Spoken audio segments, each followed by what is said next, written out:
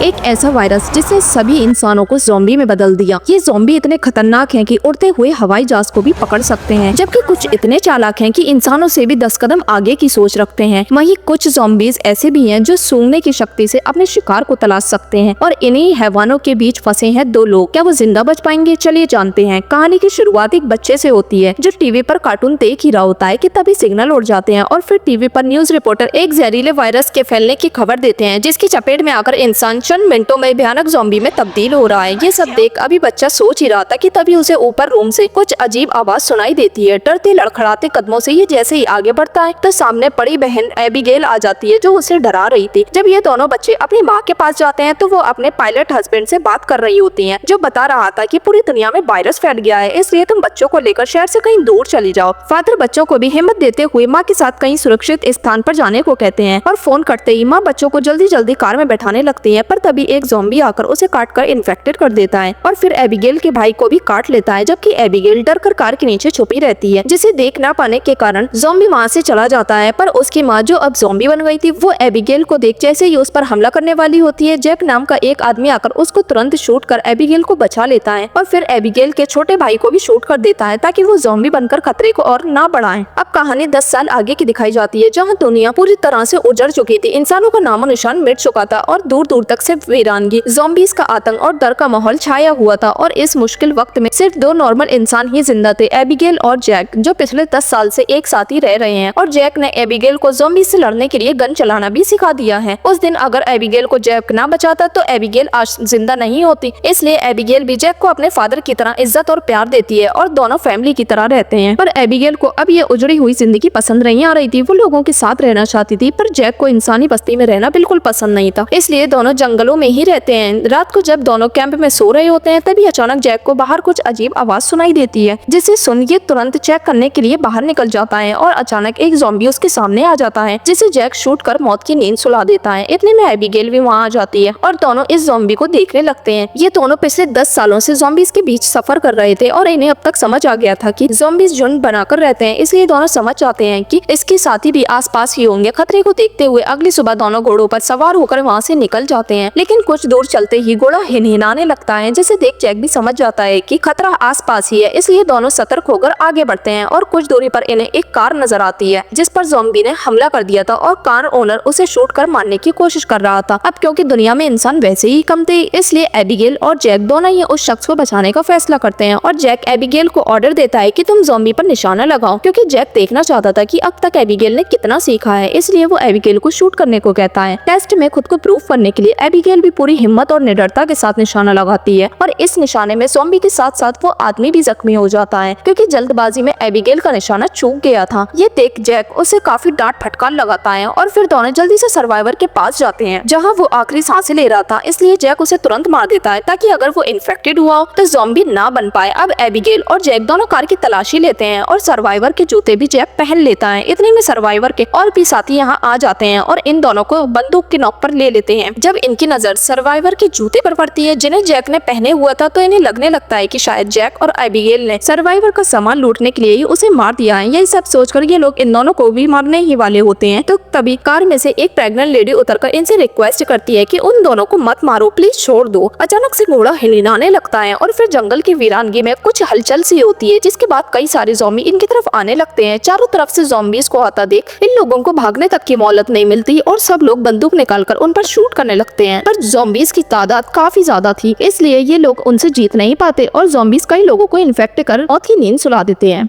इस बीच एक आदमी ज़ॉम्बी के काटने से बहुत जख्मी हो जाता है, लेकिन वो ज़ॉम्बी नहीं बनना चाहता था, इसलिए वो खुद को शूट करने की कोशिश करता है, पर अफसोस बंदूक में गोलियां नहीं होती। इधर बाकी लोग भी अब जल्दी जल्दी ज़ॉम्बी से बचकर भागने लगते और एबिगेल तुरंत प्रेग्नेंट लेडी को कार में बैठाती है, जहां लेडी का हस्बैंड पहले से बैठा हुआ था, जिसका नाम था डेविड। जैक भी इस कार में सवार होकर तुरंत सबको लेकर यहाँ से भाग निकलता है। नॉर्मल इंसानों में अब सिर्फ यही बचे थे, बाकी सब या तो मर गए थे या फिर ज़ॉम्बी बन गए थे। इनमें से एक काले चेहरे वाला ज़ॉम्बी जब अपने साथियों को मरा हुआ देखता है तो उसका गुस्सा ज्वालामुखी की तरह फूट पड़ता है, जबकि दूसरी तरफ जैक बाकी सबको लेकर तेजी से आगे बढ़ रहा होता है। तभी जैक प्रेग्नेंट लेडी से सवाल करता है कि तुम यहाँ क्यों आए थे। इस पर लेडी बताती है कि हम लोग शिप टाउन नाम की सेफ जगह पर जा रहे थे, क्योंकि वहाँ ज़ॉम्बीज़ का खतरा नहीं है और इंसानों की हर ऐशो आराम की चीज मौजूद है। इसी जगह पर एबिगेल भी हमेशा से जाना चाहती थी ताकि लोगों के साथ रह सके, लेकिन इसकी ख्वाहिश को चकनाचूर कर जैक कहता है कि मैंने पिछले 10 सालों से ऐसी कोई कॉलोनी नहीं देखी है। इतने में इनकी कार बंद पड़ जाती है। अब क्योंकि लेडी का हस्बैंड मैकेनिक था, इसलिए ये गाड़ी को ठीक करने का फैसला करता है, पर टूल्स न होने के कारण ये लोग गाड़ी को यहीं छोड़ आगे का सफर पैदल ही तय करते हैं और कुछ दूरी पर पहुंचने के बाद वो एक ऊंची ऊंची इमारतों से घिरी कॉलोनी में आ जाते हैं, जहाँ चारों तरफ मौत का सन्नाटा छाया हुआ था। यहाँ ज़ॉम्बी है या नहीं यही चेक करने के लिए ये लोग एक इमारत की तलाशी लेते हैं और सब कुछ ठीक होने पर यहीं रात गुजारने का डिसाइड कर लेते हैं और रात को यहीं पर खाना बनाकर खाते हैं और खूब सारी बातें करते हैं। लेडी इन्हें शिप टाउन के बारे में बताते हुए कहती है कि वहाँ रहने वाले लोगों से हमने जांच पड़ताल कर ली है, वो जगह सेफ और बहुत सुंदर है, जिसे सुन एबिगेल बहुत ज्यादा एक्साइटेड हो जाती है। जबकि दूसरी तरफ जैक बाहर ट्रैप बिछा देता है, जिससे ज़ॉम्बीज के आने की भनक इन्हें पहले ही लग जाए। अंदर जाकर जैक डेविड को मैप दिखाते हुए कहता है कि मैं तुम दोनों को शिप टाउन के रास्ते पर छोड़ दूंगा और एबिगेल को लेकर अलग रास्ते पर निकल जाऊंगा। लेकिन जैक का ये फैसला एबिगेल को पसंद नहीं आता, इसलिए वो जैक को भी वहाँ चलने को कहती है, पर जैक उसे समझाता है कि जहाँ ज्यादा इंसान होंगे वहाँ ज्यादा खतरा भी होगा। लेकिन ये बात एबिगेल को समझ नहीं आती और वो गुस्सा होकर वहाँ से चली जाती है। जबकि काले चेहरे वाला ज़ॉम्बी उन्हें ढूंढते हुए गाड़ी के पास आ जाता है और अगली सुबह जब एबिगेल बाहर पेड़ों के पास बैठी होती है तो उसे कुछ हलचल सी महसूस होती है, जिसे देख एबिगेल को ज़ॉम्बी की मौजूदगी का एहसास हो जाता है। इसलिए तुरंत सबको ज़ॉम्बीज के आने की खबर देने जाती है, पर बीच रास्ते में एक ज़ॉम्बी उस पर अटैक कर देता है। लेकिन एबिगेल भी इससे किसी तरह पीछे छुड़ाकर ऊपर भागने लगती है और जैसे ही ज़ॉम्बी उसे पकड़ने आता है वो नीचे झुककर ज़ॉम्बी को नीचे गिरा देती है। पर इस सब में वो भी डिसबैलेंस होकर नीचे गिरने ही वाली थी कि तभी जैक ने आकर उसे बचा लिया। थोड़ी देर में काले चेहरे वाला ज़ॉम्बी भी अपने झुंड को लेकर इनकी बिल्डिंग के पास आ जाता है और जैक के ट्रैप में जैसे ही ये लोग फंसते हैं जोरदार ब्लास्ट होता है, जिसमें कई सारे ज़ॉम्बीज मारे जाते हैं और इस धमाके की आवाज जैक और बाकी लोगों के कानों तक भी पहुंच जाती है। पर अच्छी बात ये थी कि ये लोग इमारत से अब काफी दूर निकल आए थे। रास्ते में एबिगेल सबको बताती है कि यहाँ एक एयरपोर्ट है जहाँ उसके फादर काम करते थे। ये सुन सबके दिल में कुछ उम्मीद की किरण जाग उठती है कि शायद वहाँ मौजूद हेलीकॉप्टर से ये लोग शिप टाउन तक पहुँच सकते हैं। लेकिन जैक इन्हें समझाता है कि उस खुले एयरपोर्ट पर अगर ज़ॉम्बीज ने हमें घेर लिया तो फिर हमारे जान गंवाने के अलावा और कोई रास्ता नहीं बचेगा। लेकिन एबिगेल को वहाँ हेलीकॉप्टर मिलने की उम्मीद थी, इसलिए वो जिद करके जैक को वहाँ चलने के लिए राजी कर लेती है। और जब सब लोग एयरपोर्ट पर जाकर देखते हैं तो वहाँ एक भी हेलीकॉप्टर नहीं होता। लेकिन जब ये एयरपोर्ट के गैराज में जाकर देखते हैं तो इनकी आंखें खुशी से चमक उठती हैं, क्योंकि यहाँ एक एरोप्लेन खड़ा था, यानी अब ये लोग शिप टाउन जा सकते थे, वो भी बाय एरोप्लेन। पर लंबे समय से इसी जगह पर खड़े रहने के कारण एयरप्लेन को रिपेयर करने की जरूरत थी और डेविड जो खुद एक मैकेनिक था वो तुरंत एरोप्लेन को ठीक करने में लग जाता है। इस बीच जैक और एबिगेल आसपास कुछ जरूरत का सामान तलाशने लगते हैं और जब जैक दूरबीन से चारों तरफ नजर घुमाता है तो उसे कई सारे ज़ॉम्बी अपनी तरफ आते हुए दिखाई देते हैं। ये देख जैक और एबिगेल तुरंत लेडी और डेविड के पास आकर उन्हें फौरन यहाँ से भागने को कहते हैं और एबिगेल खुद पायलट की कुर्सी पर बैठकर एरोप्लेन को स्टार्ट करने की इंस्ट्रक्शंस पढ़ने लगती है, क्योंकि उसके फादर पायलट थे, इसलिए उसे भी थोड़ी बहुत एरोप्लेन को कंट्रोल करने की जानकारी थी। कि बाहर जैक ज़ॉम्बीज को शूट कर रोकने की जद्दोजहद में लगा रहता है। इतने में एरोप्लेन भी स्टार्ट हो जाता है और जैक जल्दी से जाकर अंदर बैठ जाता है, पर जैसे ही एरोप्लेन उड़ान भरता है कई सारे ज़ॉम्बीज उसके पीछे भागने लगते हैं और एक ज़ॉम्बी तो उससे लटक भी जाता है। ये देख जैक उसे शूट कर उसे एरोप्लेन से नीचे गिरा देता है। अब सब लोग खुशी खुशी शिप टाउन की तरफ जाने लगते हैं, पर बीच रास्ते में एरोप्लेन का इंजन धुआं छोड़ना शुरू कर देता है और प्लेन तेजी से नीचे गिरने लगता है। ये देख जैक जल्दी से एरोप्लेन को एक पेड़ से टकरा देता है, जिससे इन्हें काफी कम चोट आती है और इस तरह जान भी बच जाती है। एरोप्लेन के खराब होने के बाद अब ये लोग आगे का सफर पैदल ही तय करते हैं और एक रेलवे स्टेशन के पास पहुंच जाते हैं, जहां ज़ॉम्बीज का नामो निशान नहीं था। इसलिए सब लोग आज रात यहीं गुजारने का फैसला करते हैं और जब जैक मैप निकालकर चेक करता है तो पता चलता है कि 2 दिन का सफर तय करके वो लोग शिप टाउन तक पहुंच जाएंगे। रात में प्रेग्नेंट लेडी जिसका नाम मेगन था वो जैक के पास आकर उसे शुक्रिया कहती है, क्योंकि आज सब लोग उसी की वजह से जिंदा थे। ये सुन जैक भी अपनी कहानी बताते हुए कहता है कि आज से 10 साल पहले जब मेरी वाइफ ज़ॉम्बी बनी थी तो सबसे पहले मैंने उसे मारा था, क्योंकि वो उसे ही काटने वाली थी। बस तभी से उसके अंदर का इंसान मर गया, लेकिन अब वो किसी भी कीमत पर एबिगेल को जिंदा रखना चाहता था, चाहे उसे अपनी जान ही क्यों न देनी पड़े। साथ ही जैक ये भी बताता है कि अब मैं तुम लोगों को खुद शिप टाउन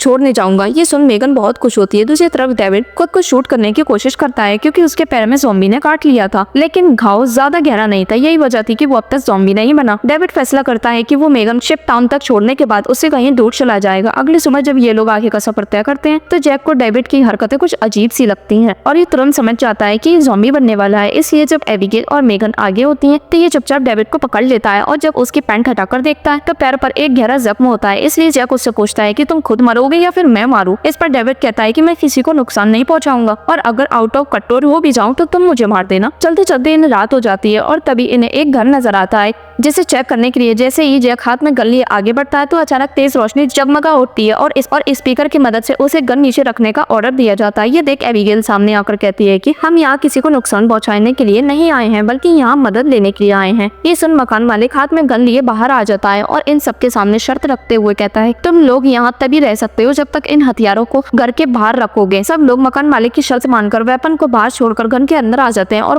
मकान मालिक बताता है कि मैं एक साइंटिस्ट और रिसर्च बेस्ड काम में यही करता हूँ। इसके बाद ये सबको खाना देता है जिसे देख सब लोग खाने पर टूट पड़ते हैं और चंद सेकंड में प्लेटें साफ कर देते हैं और फिर ड्रिंक भी करते हैं। सब कुछ अब तक नॉर्मल था लेकिन फिर साइंटिस्ट कहता है कि वैसे तो ये ज़ॉम्बी वायरस दुनिया के लिए खतरा ही है पर इसका एक फायदा भी है, जो कमजोर इंसान होंगे वो खत्म हो जाएंगे जबकि पावरफुल और मजबूत इंसान जिंदा रहकर दुनिया को आगे बढ़ाएंगे। ये सब सुन सब लोग काफी हैरान होते हैं लेकिन तभी डेविड की हालत बिगड़ने लगती है इसलिए ये तुरंत वॉशरूम जाकर खुद को चेक करता है और यह खुलासा होता है कि वायरस उसकी बॉडी में तेजी से फैल रहा है। ये देख डेविड जब बाहर आता है तो सबको बेहोश देख हैरान ले जाता है। दरअसल साइंटिस्ट के ड्रिंक में नशीली दवा मिलाने की वजह से ही सब लोग बेहोश हो गए थे। साइंटिस्ट डेविड को एक डिवाइस दिखाते हुए कहता है कि मैं इस डिवाइस की मदद से कहीं भी जा सकता हूँ और ज़ॉम्बी मेरा कुछ नहीं बिगाड़ सकते। यानी साइंटिस्ट इस डिवाइस से ज़ॉम्बीज को कंट्रोल कर पूरी दुनिया पर राज करना चाहता था। हालत खराब होने के कारण डेविड बेहोश हो जाता है और जब आँख खुलती है तो बाकी साथियों के साथ ये भी बंधा होता है और साइंटिस्ट इन पर एक्सपेरिमेंट करने की तैयारी कर रहा था। तभी साइंटिस्ट ने अपनी वाइफ को पिंजरे से बाहर निकाल दिया जो ज़ॉम्बी बन चुकी थी और उसी पर एक्सपेरिमेंट करके उसने ये डिवाइस बनाई थी। इसलिए अब ये इसी डिवाइस से उसे कंट्रोल कर उन चारों पर हमला करने के लिए भेज देता है। लेकिन ये चारों उल्टा बाइक को ही सबक सिखा देते हैं जबकि डेविड जो वायरस की चपेट में होने की वजह से और ज्यादा पावरफुल हो गया था वो अपनी रस्सियां तोड़कर जल्दी से सबको रिहा कर देता है और ये देख साइंटिस्ट भी वहाँ से फरार हो जाता है जबकि ये चारों भी साइंटिस्ट की गाड़ी में सवार होकर जंगल की तरफ निकल पड़ते हैं। लेकिन साइंटिस्ट भी हार नहीं मानता बल्कि डिवाइस की मदद से ज़ॉम्बीज के झुंड को कंट्रोल कर उनके पीछे लगा देता है। कुछ दूर चलने पर सामने का रास्ता बंद मिलता है इसलिए ये लोग गाड़ी से बाहर निकलकर पैदल या आगे निकल पड़ते हैं और इनके पीछे ज़ॉम्बीज भी आ रहे होते हैं। ये देख डेविड अपनी कुर्बानी देकर इन लोगों को यहाँ से भागने को कहता है। हालांकि मेगन उसे यहाँ छोड़ना नहीं चाहती थी पर डेविड ने उसे समझाया कि उसे बच्चे के लिए जिंदा रहना होगा। इस तरह सब लोग यहाँ से भाग निकले जबकि डेविड ज़ॉम्बीज से फाइट करता रहा लेकिन अचानक काले चेहरे वाले ज़ॉम्बीज ने आकर उसे मार दिया। प्रेग्नेंट होने की वजह से मेगन ज्यादा नहीं भाग पाती इसलिए जैक उसे गोद में लेकर इंसानी बस्ती तक ले जाता है और एबिगेल हेल्प